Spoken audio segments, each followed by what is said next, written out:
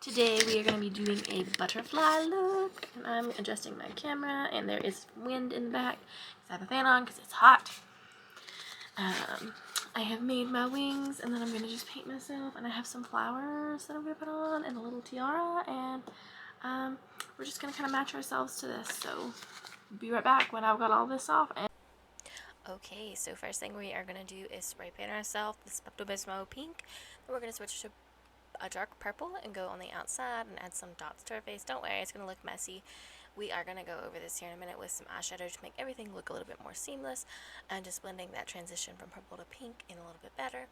You're just going to do it until you're happy with how it looks. And of course I'm adding it to the little circles that I made so they don't look so splotchy.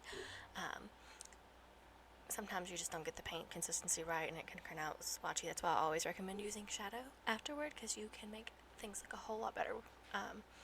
We're just going in now and filling in those little eye spots, I don't know what you would call them, and around the mouth. And I kind of wish I wouldn't have done around the mouth because I think it looks like a little sloppy in the end, but it's okay.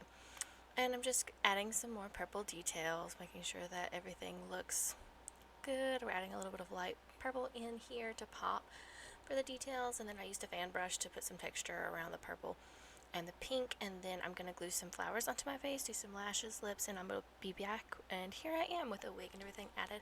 Ended up not liking the purple flowers on the eyes, so in the next clip you're going to see I took them off and just added glitter. Which way do you guys prefer? I prefer the second one.